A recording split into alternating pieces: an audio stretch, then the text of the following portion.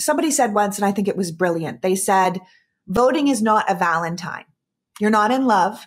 You are making a chess move for a world that you want, right? It's a small move and you want to go in the direction of the world that you want, right? And I thought, yeah, it's all a chess move. So we need everyone to get involved and make a chess move, the right move. The thing about Democrats is we fall in love. Republicans fall in line. Yes.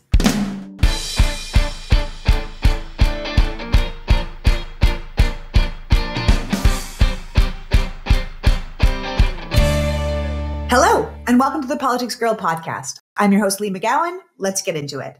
Today's pod is a candid conversation with David Bender, Democratic strategist, author, and former talk radio host.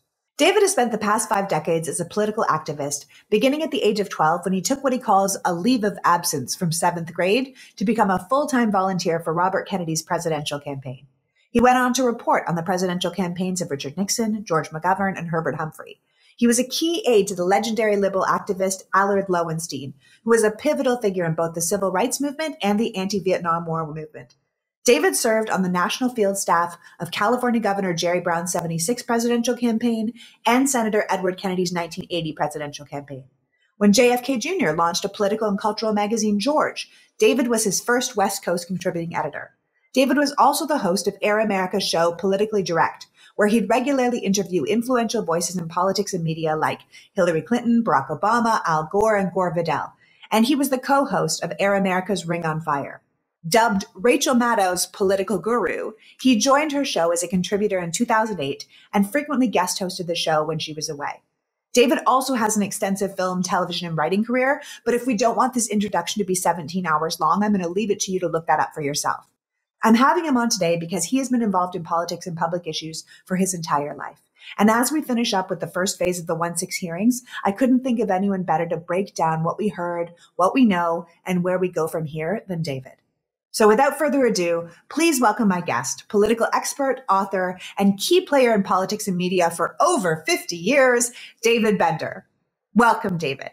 50 years is a lie. I will deny it. It's part of the big lie. This lie that I've been, 50 years I was pre-utero. Yeah. I was going to say, are you mad at me for saying 50 since you're only 39 years old? My favorite part of the hearings thus far, it's hard to say favorite because it sounds like it's a show. It's not a show, but there was a moment that you had to be gleeful about when during the hearings, Liz Cheney said, Donald Trump is a 76-year-old man. He is not an impressionable child. And you know that in Mar-a-Lago, there was spaghetti on the wall because that made him crazy. Someone said his age aloud. And I am 66. I own it. It's in the public domain. You can do the math. I was 12 years old in 1968 when I worked for Robert Kennedy. I've been saying that since it happened. So unless people are bad at math, my age is my age. And but Donald Trump, you can just feel, you could have felt his head exploding at that moment when she said it. I felt the same way in the hearings, the 8th night of the hearings, when they had those outtakes from him trying to do the thing at the podium. And he was like, yesterday is a hard word, and you're like, oh, he lost his mind over that. In fact, that's when he started tweeting on Truth Social. Well, it occurred to me that it was almost like the setup for a song parody. Yesterday, it's a word I just don't know how to say. Now my troubles just won't go away. Oh, how do I say yesterday? It's a song. I know. That actually is a pretty good song. It'll be like a New Producers. There we go. Exactly right. Yeah. Bialystok Moon. Beijing, Bialystok Moon. No, I know. There we go. Next musical. Here it comes. David and I have put it together. Lee, let's be clear.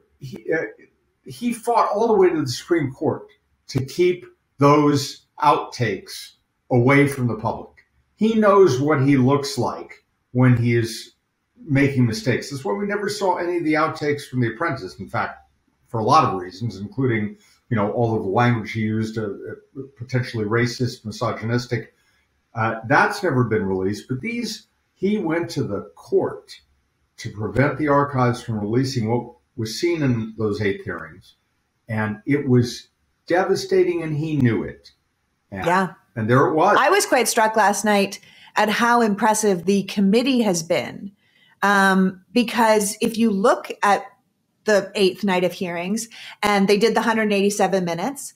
And if you haven't watched the 8th day of hearings, I highly recommend you go back and watch it. It's a damning account of the complete dereliction of duty of the President of the United States, who is still the de facto leader of today's Republican Party. Actually, if you haven't watched all of the hearings, I highly recommend you go back and watch them to get a full picture of what happened on the 6th of January and how close we were, and quite frankly, how close we still are to losing our democracy. But what I was struck was how many things the White House got rid of from that day, that there were no call logs, no photographs, they knew that what they were doing was terrible. They knew who they were working for. They knew what they were holding up, and they got rid of it all. In fairness, who wants to be fair to these people? But in fairness, there were moments that none of them could do anything about. Trump closed the door. He said, no photographs. That never happens. There's never a moment when the official White House photographer is not allowed. In the history of the presidency, in the modern presidency, that just doesn't happen. But He closed the door. Nobody went in unless he called them in. The calls he made on his cell phone, which we don't yet have access to. I don't know if we will, but the point is we don't know, other than from other people who he called, like senators who he was calling literally after the riot had happened. We know that from their end of the calls. But again, I don't want to say I'm being fair that it was they protecting him. He did this himself. This was a one-man show. And the buck not only stops with him, he hid it from everybody else. That was the thing. Remember, if in fact many of the other people know about what's going on with the electors, like, say, the White House counsel, it might slow it down. So they circumnavigated. And it goes back to the same thing when Rudy Giuliani was in the Ukraine. All of these parallel shadow governments that Trump set up to support what he could do. He calls Sidney Powell. He calls Mike Flynn. And all of this is done. This is why this is so incredibly important. Because for the first time, this is very different. Richard Nixon had no idea that there were people breaking into the Watergate. When he found out about it, he covered it up. That had been ordered differently. It was his reaction to this. This started with Trump, and it needs to end with Trump. And listen, if there's anyone that's been in a coma or hasn't actually been interested in what they see as politics, which is actually not politics at all, but the future of our country and our democracy, just to give a little background on what David and I are going to talk about today, is on the 6th of January, 2021, thousands of people walked from the Trump rally to United States Capitol building after being told for months their democracy had been stolen, and it was up to them, the true patriots of America, to stop the steal and take their country back. They broke through barricades, they murdered and beat police officers, they forcibly gained access to the Capitol with the express purpose of stopping the certification of the election and the peaceful transfer of power. But because of the 1-6 committee and the hearings we have now watched the complete first season of, right? We now know that these rioters and insurrectionists were only one part of a multi-step plan by the President of the United States and his co-conspirators, which we cannot forget about because there wouldn't be no one-man show without that full audience and full stagehands to keep that show going, to overturn the 2020 election and stay in power despite having lost the election. So January 6th was the last and messiest piece of the plan, but it was the actions of a desperate man and his spineless enablers. So does that seem like a reasonable synopsis of what we have been doing? Completely reasonable synopsis, and it is bone-chilling. When you think about what you just said, if the implications of this is the office that was held by Thomas Jefferson, by George Washington, by Abraham Lincoln, by Franklin Roosevelt, by John Kennedy. This is that same office. It is inconceivable. And for me, the visceral moment was when it happened on January 6th, I've spent so much time in the Capitol, and to watch that building be desecrated for the first time ever, a Confederate flag being dragged through, that didn't happen during the Civil War. I know. But it happened in our lifetime, and in fact, within the memory of everyone here. And it was so horrific. I think a lot of people, honestly, if I'm processing now what happened with these hearings, I realize some of it is PTSD for a lot of the people involved. One of the most powerful moments from the last hearing was that masked audio voice of the security person, probably someone from the Secret Service, whose voice had to be disguised for fear of his own protection, who talked about, and he said he didn't like remembering it. It was hard to talk about. But remember what he said on that tape. He said, those Secret Service detail with Mike Pence were using that time to reach out to their families to say goodbye because they thought they were going to lose their lives. Yeah. And I can tell you that even in saying it now, I'm feeling again how I felt when I heard it. It's how we felt around 9/11. It's how we felt on that day when we heard members of Congress had called their families. Heard from a number of members of Congress who've said that they made those calls. I may not make this. I love you. I love the kids. So when you realize what he did, Donald Trump did, to jeopardize people's lives and to make them that afraid, and that ripple effect to the country, that fear, that's why a lot of people have looked away, because it's just hard to stare at the sun. You feel like you're going to go blind looking at it, but you have to look at it. And that's what the committee has done. It's made us, in a way that we can, it's made us understand that this bad thing, I always think of Nuremberg. The Germans did some of the worst things in the history of modern civilization, any civilization, modern or not, for a period of from 1933 to 1945. And then after the war, those hearings, the Nuremberg hearings, made the Germans look at themselves. And Germany today has become one of the most, probably a better democracy than we have. I would say so. I would argue that. Yeah, absolutely. Because they purged, they had to look at it. They had to own it. They had to take responsibility for it. Well, I would say they didn't have to. They did. Right. They chose exactly to. Right. Well, and the world also helped impose it on them. That's what these hearings are doing. That's what those people, and I can tell you, I've been fortunate to be a part of the coalition that's been working on building support for these hearings. So I started before the first hearing to try and build a groundswell. This is the court of public opinion now. Before the Department of Justice or Fulton County takes action, we have to move the needle in the court of public opinion, which was about 50-50 at that point. A lot of people, again, it was in the rearview mirror. They didn't want to look at it. It was too painful. What's happened over the course of those 8 hearings is the needle has moved. And I've been watching it very regularly. I'm sure you have too, that these numbers are astonishing. As of the week before the last hearing, so between the 7th and 8th hearing, the numbers were that over 80% of Democrats, over 80% of independents, and over 80% of Republicans were watching either very closely or somewhat closely, paying attention. And that was triple where we were before the hearing started. So yeah, and I think the hearings are just absolutely essential. I think, like you said, a lot of people wanted to put it in the rearview mirror.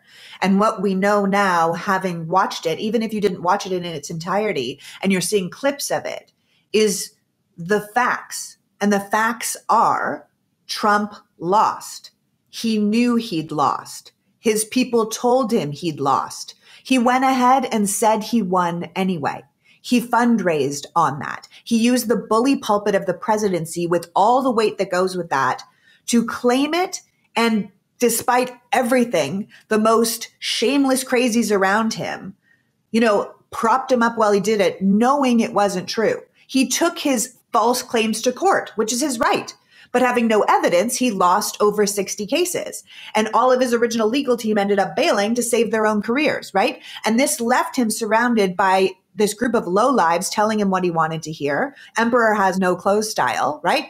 And then I don't know if he just wanted to believe it, so he made it true in his mind, or if he lost contact with reality, because I think all of that is kind of irrelevant. He had a goal and he was following through on that goal. He had no interest in what the actual facts were. He wanted to stay president. It was a great deal for him, and he would do anything to make it happen.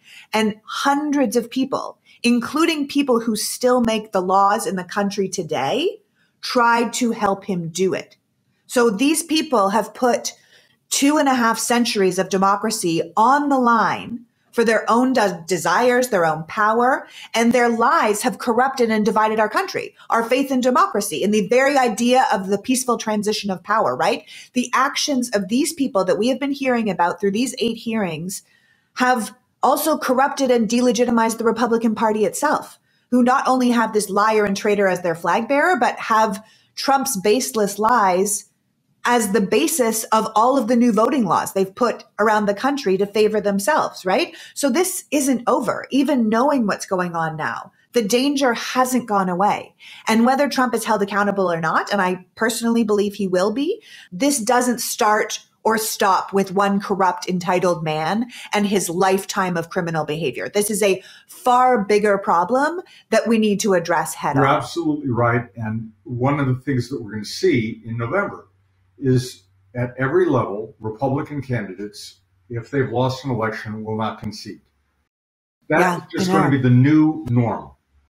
And how does that work in a democracy? Like, how do we do that? It doesn't work. They simply say, I contest. They will go to court. If they don't accept the court ruling, they will continue to build up their supporters and say that it was stolen from me. This will go on and on and on. And when there are people, and part of what this plan is, very clearly, and Steve Bannon has been a part of this, and let's just hope we're going to get a guilty verdict and take him away from a microphone for a while if he's locked up, which is a very real possibility at any moment. But here's what I've seen coming from Bannon.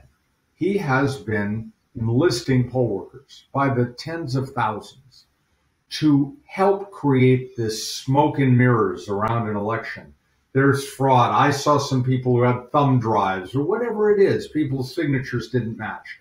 And they will create the distraction. And it's exactly what Bill Barr, no hero, did when the Mueller report came out.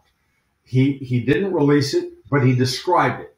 So if you don't see the votes, it's no obstruction, no collusion at the polling places. They will say there was obstruction, there was cheating by the Democrats. And all they have to do is say it, Lee. They'd say it now, and therefore they believe it, or they make sure everyone else believes it. And there is no peaceful transition, and no democratic republic can survive if you don't accept, and Adam Kinzinger was eloquent to this point, if you do not accept the rule of law. It's not enough to make the laws. You have to believe that they apply equally to everyone. And these people no longer do. And how many of them there are and how dangerous and insidious they are, I don't know. But you're so right in saying it's not just about the one man. Trump has now infected the bloodstream, and that infection has to be treated for what it is. It's spreading, but removing him as the source of the infection, he's like the bat in the cave that started the virus, and it is not the China virus. It is, he's the bat. But we're all now paying the price for that one action. But he was a bat who knew what he was doing. He chose to infect this country with his poison. Yeah, he was a bat with an agenda, and now we're all poisoned. And the thing is that poison spreads if it's not stopped. We need to find an antidote, and we need to give it to the country, because a poisoned America, a toxic America, will poison the world. And we can't pretend this is simply an American issue, right? And ultimately, I love having you here because you're passionate about politics in a way that I am. And you have been since you were young. You know, you have I was saying in your introduction, the story of you as a seventh grader going to work for a Kennedy campaign is so special to me because it shows where your passion has always lied. You know, you have watched American politics evolve over the years, and you were there when people were afraid to have a Catholic president because he might bring religion into the equation, right? And now you're living through a time where the opposite party is attempting to rule us with the Christian religion, right? So the dichotomy of that is so interesting, right? Like, I became aware of American politics in high school, in the George H.W. Bush era, right? I grew up in Canada, so Reagan was on my radar because he was very popular, but I was in elementary school in the 80s, so I didn't really care, right? The first news story I really remember was the Challenger exploding. Like, that's when news and I started paying attention, right? We all watched it live in school, and it was so shocking. I'm sure you can remember. I do. And I can remember when I first learned what nuclear war was and crying on the stairs going up to my bedroom because I was so horrified that man could create something so horribly destructive and that the entire population of the world was at the mercy of a small handful of leaders that might push a button. And I remember asking my mom, why would anyone launch one when it just meant that other people would launch and it would just be mutually assured, you know, destruction, which of course I didn't say when I was 10, but that was the gist I was going for. This idea that we've given these men, and at the time it's always been men, this much control over the world. And I don't say that randomly. I say that because my 10-year-old fears are still the fears of leaders today trying to figure out what to do with Putin as he attacks Ukraine, right? This threat of nuclear war is still on the table, right? So I think about politics in a different way, and you've had way more experience than I have. You know, I came of age in college in the Clinton administration, right? And I was a Canadian outsider watching it and thinking like, who cares? You know, America's doing really well. He's a good leader. You know, men in power have behaved badly for all time. I mean, if his wife is fine, like, move on. You know, it doesn't really affect the country. But those Clinton impeachment years feel to me, and you tell me what you think, but they feel to me like the beginning of the modern Republican Party, this party that would find anything to hold on to discredit their opponent, this hypocrisy of a party that would literally spend 2 years deciding if a blowjob was worth an impeachment, and then 20 years later would nominate a man who bragged about sexual assault as part of his personality, right? And voted to not impeach that same man twice for blackmailing a foreign ally and leading an insurrection, right? So I feel like when I started paying attention to politics, those elements are all still in play. It actually started, and it plainly the impeachment was a part of this process, but I track it to Newt Gingrich becoming Speaker of the House. That was in 1990. This backbench Georgia Republican started a process. He changed the way people spoke to each other. There was something in Congress, and it's Congress speak. We heard it in the hearings. My friend, the gentle lady from Virginia, Ms. Luria, or my colleague and my good friend, I yield to. That collegiality and that language was so important for so long because it meant there was civility in our discourse. We are now in what I call, and have called for 5 years at least, an uncivil war. It is the incivility stupid. That's what's going on when you use rhetoric as Donald Trump has used. But go back to Newt Gingrich. He started changing the way people spoke to each other. And he said, when he became Speaker, we no longer call the Democrats our opponent that we want to defeat. We call them the enemy that we want to destroy. He said that. He said we have to change the way. He was smart enough to realize he's not a stupid man. Deeply venal, but not stupid. And he said we have to do that. And they heard him. And they started using that rhetoric of enemies. And now we hear enemies of the state, and enemies of the people, and the media is the enemy of the people. And Trump has simply taken that and blown it up. He is like a giant helium balloon. I think of him as a Zeppelin that is about to go down in flames. And my words for that are, oh, the inhumanity. Right. But it started, in my view, and I take your point about seeing it, sort of come to a crescendo with the Clinton impeachment, and there's no question it did. But remember, Bill Clinton left office even more popular. 2/3 of the American people felt that, it was a mistake to impeach him. But what happened after that in this century, when first the Supreme Court decided that Floridians didn't have the right to vote, and therefore George W. Bush was president and not Al Gore, and we moved forward from that. And you can just march through the American 21st century and see the decline of our politics. This is exactly what I was going to say, because this is when I started paying attention during George W. Bush, because I lived in New York during 9/11. I was there. That's where I lived. The view from my apartment was the Twin Towers. And I watched the Supreme Court give the election to Bush when it was quite obvious Gore was the majority that the people wanted, And also it was just so undemocratic the way I watched it play out, right?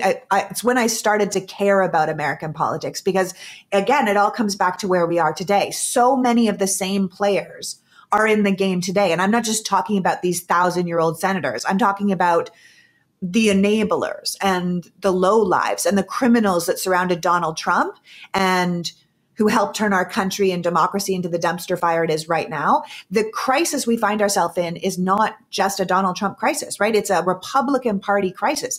There are key people from that Gore-Bush election that are a problem today. Roger Stone played a major part. The Supreme Court deciding the election played a major part. Election security played a major part. Corruption in general played a major part. And you think the whole election came down to 500 votes in one state that stopped counting the votes, and it happened to be a state run by the other nominee's brother? You're like, what? That sort of level of far-reaching corruption to kind of do whatever it takes, no matter how sketchy it is, to win. That's what permeates the American Republican Party today. Absolutely. And we can't forget that the legal team on the Bush case included Brett Kavanaugh and Amy Coney Barrett, right? And from that Bush presidency, we got the Justice Alito. So I feel like what we're dealing with today, what happened during that presidency, that's what laid the groundwork for what we're dealing with now. And I feel like it's pretty full circle that really Dick Cheney was in charge of that presidency. And now it's Liz Cheney, who's the vice chair of the committee, his daughter, attempting to right the ship, to return our faith in democracy, to uphold the importance of institution and the institution of the presidency itself and some semblance of order. And I feel like irony moment here. I have an irony deficiency. This is crazy that it's Liz Cheney, the daughter of a man who did everything he can, and she still defends a lot of. Let's not. She's no hero, but she believes in democracy the same way I do. She is a hero. She is a hero. Okay, I think that's fair. She is standing up, in my view. Yeah. I would call her a hero for putting her country over her party and herself. She's going to almost certainly lose her primary in Wyoming, which is unfortunate. Because we should talk about that. It's the reality. It's almost impossible politically for her to do what she has done and survive. And we've seen it happen in other districts. People, Republicans, who try to run on the moral decision they made to vote for impeachment. There was one in one of the Carolinas recently who lost his primary. One of the 10 Republicans who voted for impeachment in the House. Liz Cheney is the face of that decision. And Wyoming was, I think, the second biggest Trump margin state in the country. And it's a Republican primary. It's even though Democrats can vote in it, there just aren't enough people. Did you watch that debate? I didn't see the debate. Oh, Lord. It was the blind leading the blind up in there. It was it's like they'd been given a bunch of MAGA talking points that they couldn't quite string together into a cohesive sentence. And everyone was trying to outdo each other in a Trumpian way. And none of them are Trump. Trump has a skill. He's good at what he does. It's a gift. He's a reality star. Right. These people were not.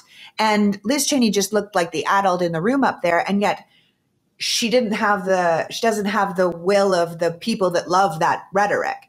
And I get concerned because part of the 1-6 committee that we're talking about, one of the reasons it works is because there are two Republicans sitting there, two Republicans that make it bipartisan, that allow them to give subpoenas.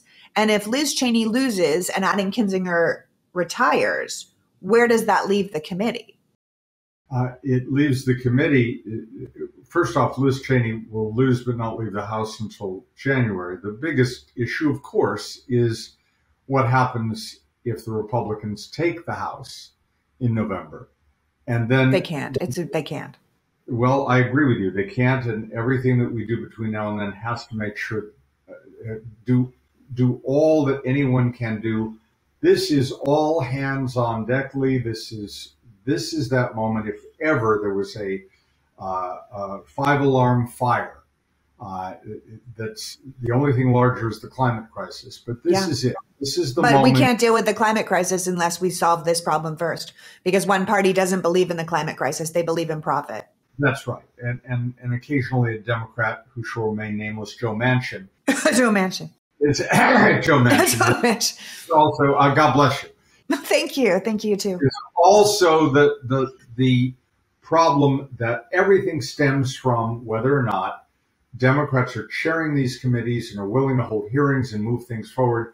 So flip the script, and come January, this committee will simply change. The 1-6 committee will investigate Nancy Pelosi for not having called the Capitol Police or taken the mythical 10,000 or 20,000 troops that Trump still claims he offered and she turned down. It's a lie. It's a disproven lie. He can't even settle on the number. It's between 10 and 20,000, okay? It's between 1 and 2 million, like your crowd sizes. What number is that? Yeah. It's a made-up number, and that's what we know. Okay, we could go on about this for about an hour, but we need to take a break to thank our sponsors who made this conversation possible. So we'll be right back after this with David Bender. So I'm home in Toronto doing all these ads, and I'm visiting my people. Now, my childhood friends, who are still my best friends, recently got into a whole conversation about all these extra supplements they were on. And I was like, why aren't you guys taking Athletic Greens? And they were like, the company from your show? And I was like, yeah, I talk about it all the time. It's amazing. And they said, is it really that good? And I was like, yeah, it's really that good. You wake up in the morning, you put 1 scoop of Athletic Greens into a glass of water, and you drink it on an empty stomach. Right away, you're absorbing 75 high-quality vitamins, minerals, whole food source superfoods, probiotics, adaptogens. You start your day off right, and it helps your nervous system, your immune system, your energy, recovery, focus, and aging. You start looking forward to it. You sleep better, you recover faster, you're sharper, you don't need coffee at 4 p.m. It's less than 1 gram of sugar, no GMOs, no chemicals, no artificial anything. I can't really say enough about it. Why are you guys not taking it yet? Anyway, so I think about 10 people in my immediate life will be buying Athletic Greens this week. But I want you to get the same benefit as my girls. So reclaim your health and arm your immune system with a convenient daily nutrition. It's just 1 scoop in a cup of water every day. And to make it easy, Athletic Greens is going to give you 1 free year of immune-supporting vitamin D and 5 free travel packs with your first purchase. All you have to do is visit athleticgreens.com/politicsgirl. Again, that's athleticgreens.com/politicsgirl to take ownership over your health and set yourself up with the ultimate in daily nutrition. I literally don't do these ads for my health. I do them for yours. So I was recently super sick with E. coli. It was a horror show, and I'm not going to traumatize you with the terrible details, but I will say that coming out of it, I was very concerned about my gut health, and I was told that I needed to get on a probiotic immediately. So I was pretty psyched because I had just received a shipment of probiotics from our new sponsor, Aura Organic.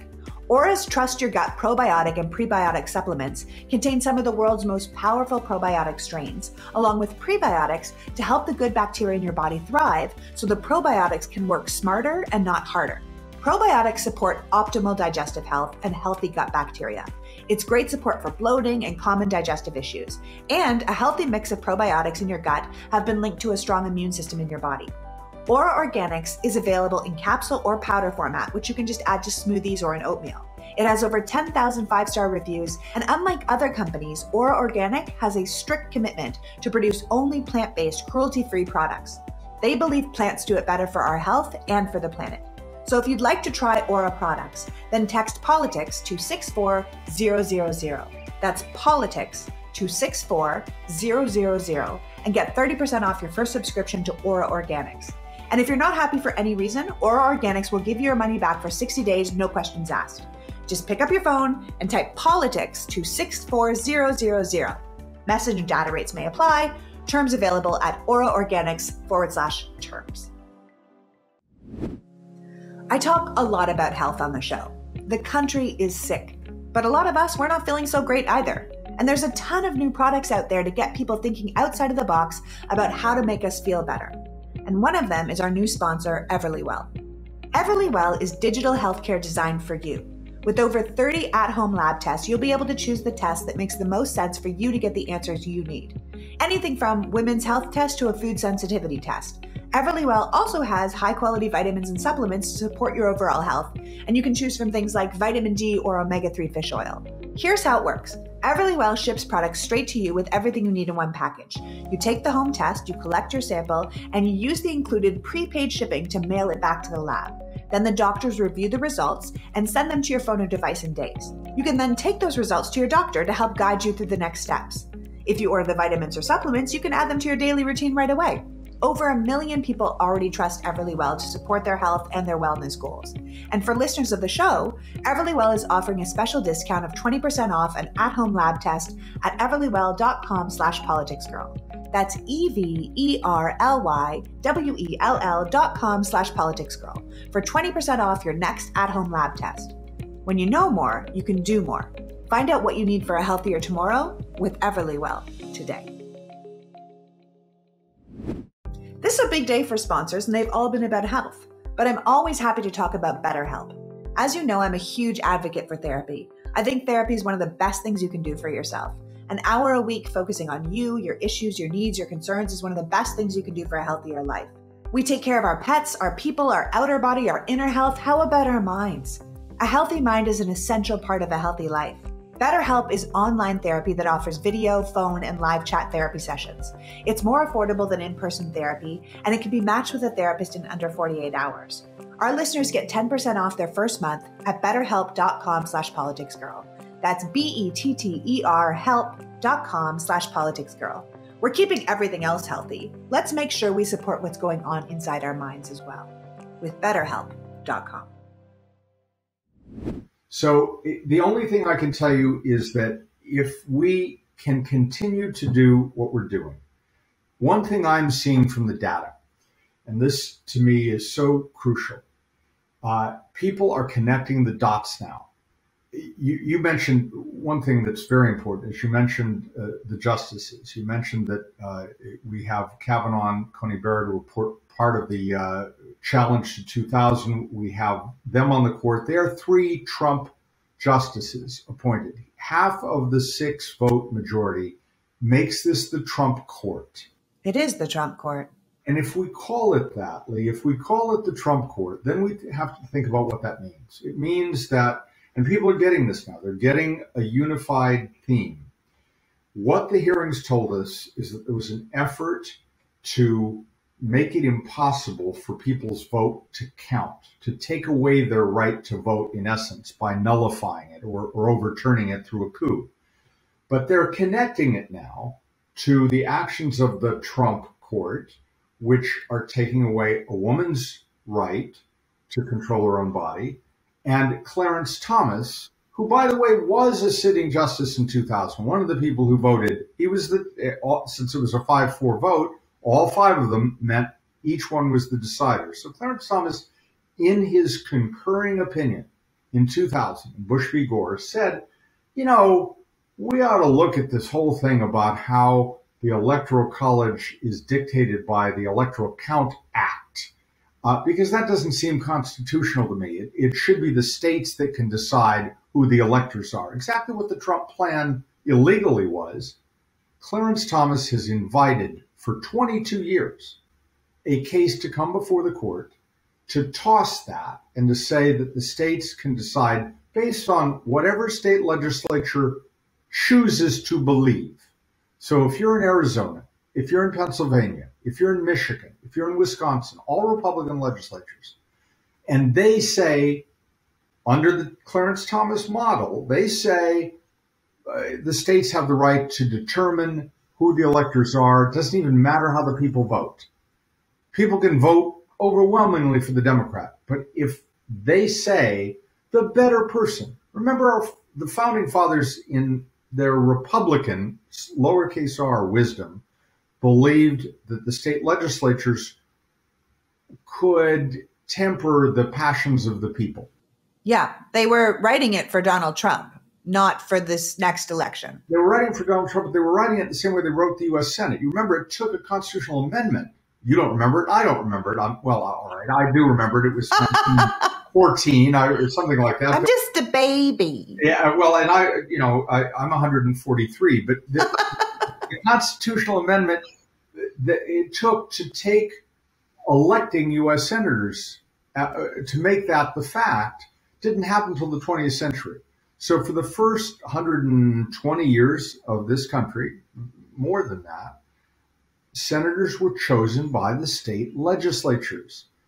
And the idea was they had the wisdom to decide who should be a U.S. senator. The same logic is implicit in the Constitution that the legislatures of the state have the wisdom to decide who the electors should be. And if the people, that's why we don't have a pure democracy. It isn't just a popular vote. That's why the founders put in that damned electoral college. And it was great for its time. It's awful for this time. It makes no sense now, not with the size of the country. None whatsoever. But that poison pill, if you will, and the founders didn't intend for it to be, but it's become that with 50 states, not 13 colonies. Right. What you got is a situation where if they succeed, if the court gets a case next term and says, no. Which it's already agreed to take up. It's already agreed to take up. If they make that decision, the potential damage is irreversible because it means popular elections no longer determine the electors. That is something that we can only change with either a constitutional amendment or a bill that Mondaire Jones in the House has already introduced, and people laughed at him, and he was completely right. The Supreme Court has been at 9 for, again, over 100 years because there used to be 9 district courts, 1 justice for each district or appellate court. There are now 13. There are 13. And so he has introduced a bill that, and it only needs a simple majority to pass, that would make it 13 justices. And if President Joe Biden has one last act left in him, and please may he be okay from any malady, he would have the opportunity with a Democratic Senate that isn't 50-50 to appoint 4 more justices. Now that changes the dynamic immediately. Is it court packing? No. It is reflecting the reality that we are a bigger country than we were 150 years ago. But right. have real world implications, and I'm for that. I'm for that too. I think it's court expansion. I think the country's expanded. I think the court should expand. I also think the court should reflect the times, and it doesn't currently reflect the times. Right? You think the court should be even bigger than 13?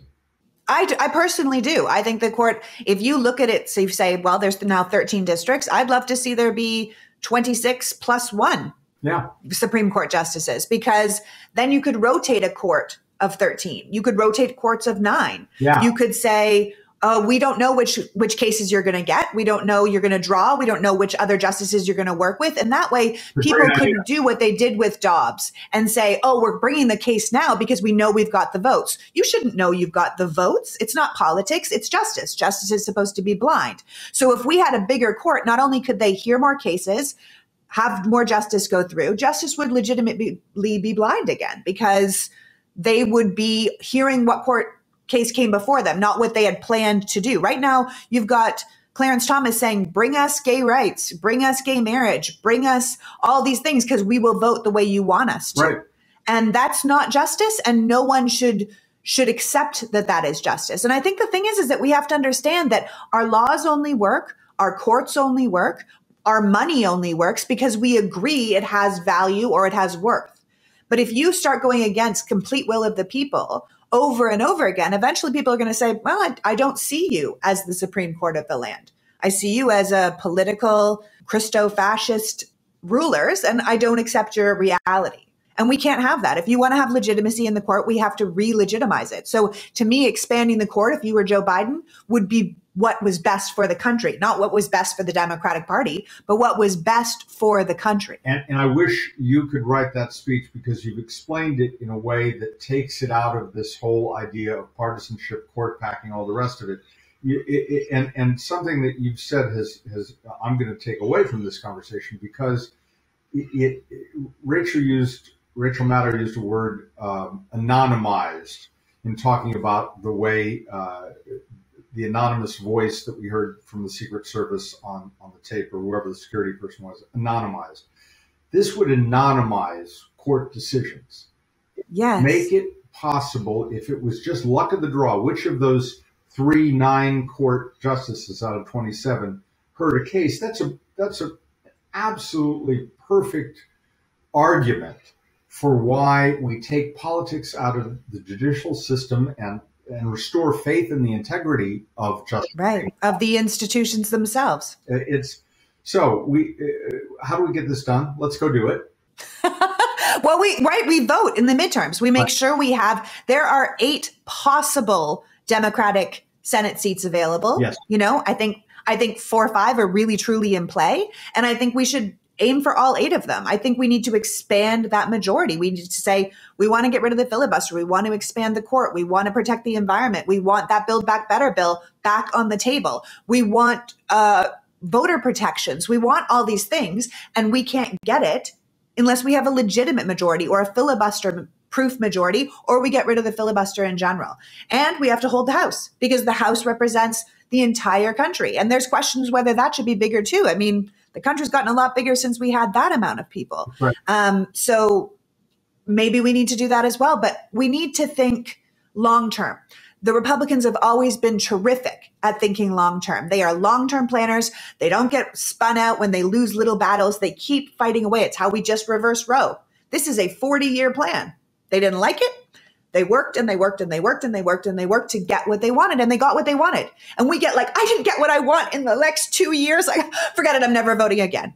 That's not helping anybody. We have to concertedly, somebody said once, and I think it was brilliant. They said, voting is not a Valentine. You're not in love. You are making a chess move for a world that you want, right? It's a small move, and you want to go in the direction of the world that you want, right? And I thought, yeah, it's all a chess move. So we need everyone to get involved and make a chess move, the right move. And to your point, absolutely the right move. And to your point, though, there's always been a maxim, as long as I've been doing this, which, as we've established, is since Grover Cleveland's second term, but not the first. Good times. Good times. Good times. That second term was just rock and roll. But the thing about Democrats is, we fall in love. Republicans fall in line. Yes. And they simply follow the playbook wherever they're told to go. Democrats, when they fall in love, their hearts are broken, they're crushed, and everything. And now it's almost everything is a caricature of itself. On the right, it's a caricature of these people who refuse to accept facts. On what used to be the left, and I think the left-right paradigm is gone now. I don't think it means... It's gone. Absolutely, it's gone. We use it, but it doesn't mean anything. And I even think Democrat and Republican doesn't mean anything anymore. But leaving the labels aside, the people who we would think agree with us generally in a worldview and share our goals do not see the chessboard you just described. They see, and they pick fights. It's angels on the head of a pin. They pick fights over the smallest things, and they become purity tests. And if someone is not 100% in agreement, they are the enemy. And in fact, they're worse than the real enemy. And I've seen that. You've seen that. Because they're betrayers. They betrayed you. Yeah. And it is that inability to understand that you can have legitimate disagreement with people with whom you are allied in a cause greater than yourself. And that is the description of this moment with Liz Cheney. I agree with her on nothing. Nothing. She's never on a gay marriage. She has, fine. Yeah. But basically every single vote she's taken, including on Roe, all of it, I disagree with. But to me, I put that all aside now. Doesn't matter, because she is fighting the bigger fight for all of us, and she deserves our support and our belief and our trust and our gratitude that she is a role model for what a statesperson should be, a statesman. I completely agree. And I always feel like America right now is like that car that's spun out on the road and is hanging out over the side of a cliff, right? Yeah. And we're leaning left to stop ourselves from toppling into authoritarianism. And Liz is leaning with us. She's leaning away from authoritarianism. And I'm not going to be like, I don't really agree with you on most things, so don't lean my way. You know, like, she's doing what needs to be done in this moment to stop us from toppling over that cliff. And I am grateful for that. You know, I think people are confused about what this committee is for. People have confused it with a trial, an actual trial, and that's not what it's for. So there's people that are like, nothing's going to happen. This is a dog and pony show. It's going to come to nothing. But like you said, this is the court of public opinion. What happens with Garland? What happens with the Department of Justice? That will remain to be seen. I think there's going to be some major movement from the Justice Department. I personally think Trump's going down for multiple crimes, but the people that are throwing their hands up in the air and trying to give up, who think that this isn't going to come to anything, what do you say to those people? You say that the Department of Justice never operates in public. And right. The only thing that we saw is a rogue Department of Justice with Bill Barr, and we saw it once before with John Mitchell, and he wound up in jail. I think that's where Bill Barr should be. Bill Barr, I think Bill Barr can use the same cell. Here's what I do believe. I think that Merrick Garland has made it clear that this is the most important thing he has ever done and the department has ever done. I do not disbelieve him when he says that. I believe that we will see an indictment of Donald Trump on multiple counts, interfering with the counting of the electoral vote, defrauding the United States of America. Those are the two central crimes that this committee has highlighted. I actually think the DOJ is pursuing other things, including financial crimes. And we're not seeing any of that, and this committee has not. Nor should we. Nor should we. That's the whole point. But I truly believe we will see this happening within the next 6 months, probably after the election. Honestly, Lee, I don't think that. I do think we might see indictments before the election of some of the Meadows and Roger Stones, Mike Flynn's, et cetera. I heard something funny the other day, the Flynn Stones. Meet the Flintstones. Oh, Lord. Yeah, send them back. Yes, exactly. They are dinosaurs. It's a problem. They are. But if they are indicted first, and that could happen before November, then I think what we might see, I think it's possible we will see the flipping of a Mark Meadows or of Rudy Giuliani. Rudy Giuliani is going to discover that there is no open bar in prison. And there are closed bars, but no open bar. And that's not going to work for him. So if he flips, if Mark Meadows flips, they have a much stronger case. And I think after the election, if I'm betting at all, I would bet between Thanksgiving and the New Year is when we would see an indictment of Donald John Trump. And the people versus Donald John Trump is the next theater, the next case that we want to see on live television, because frankly, that would be good for the country. It would. It would. And honestly, the thing is that when I see people being like, he should be in jail yesterday, I'm like, no, you can't rush this. You actually can't get one thing wrong. What I would like to see is one day, just 150 people are all arrested at once, and they know that they're arresting them because they have a full case, an airtight case, and they're all going to jail. That nothing will happen. You'll hear nothing until this one day where everyone's rounded up and they know they've got bang, bang, bang, all these cases airtight. I think that's what's happening. I mean, my biggest concern is that the Republicans are going to lay Donald Trump out as a sacrifice and a scapegoat. And look, he's responsible. As the president of the United States, he should be held to the highest standard, not the lowest standard. I think Miss Ruby, Shay Moss's mom, said the exact right words when she said the president is supposed to care for every American, not target them. And I mean, he basically ran those women out of town based on his own lies. But the concept of Trump going away for life is not going to stop this anti-democratic movement that he unleashed, right? Everything he started is a fire that hasn't been put out, and it's spreading. And he and his people and his enablers, they've poisoned America, like you said, right? And they all need to go down. It cannot just be him. We cannot make him a martyr either. And to that point, I think anything he's going to announce for president before the midterms to try and protect himself, try and make himself a candidate, that won't do it. It's not his get out of jail free card. But he will, first of all, he will cause Mitch McConnell's head to explode when he announces. I know. That'll be a good day. That'll be a good day to watch. But what I think we must be aware of is that he does have the ability to increase Republican turnout. And he does. If he were indicted before the November elections, that's why it's good that even Fani Willis in Fulton County, that she's going to take a pause. And I think that that's essential.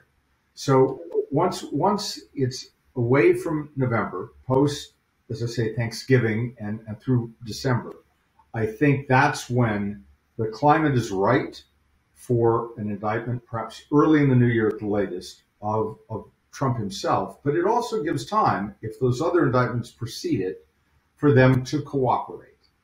And that's how you make your case. That's how the DOJ has worked effectively. They've never had to do it for a president before, but this is like doing it for a crime family.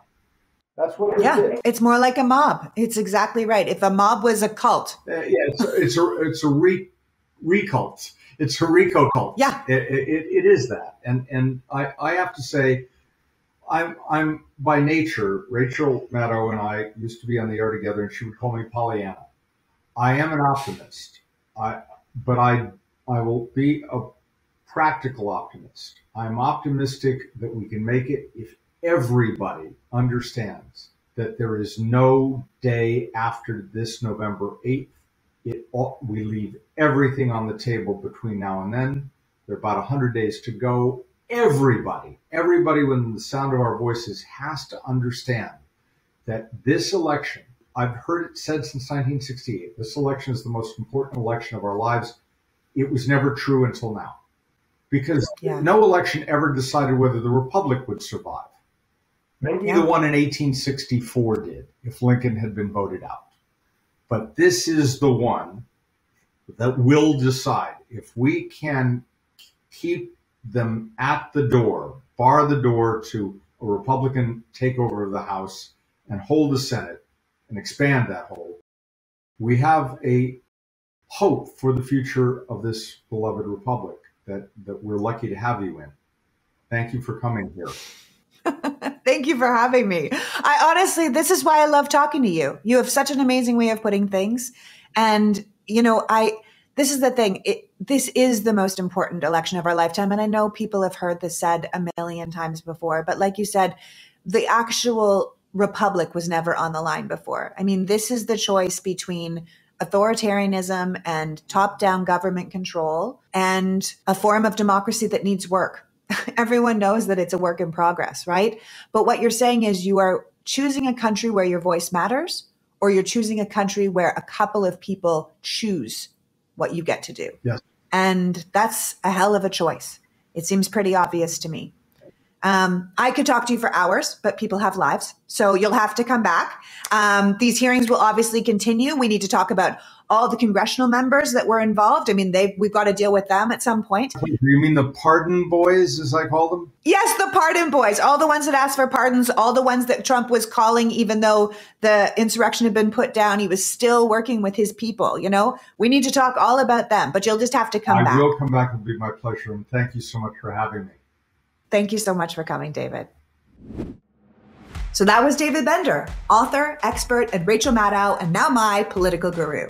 Much like this conversation, I want you to remember that the 1-6 hearings are simply a jumping off point, not just for political change and legal justice, but for us to have conversations around what's really important and what kind of America we really want to live in. This crisis didn't start, nor will it end with Donald J. Trump.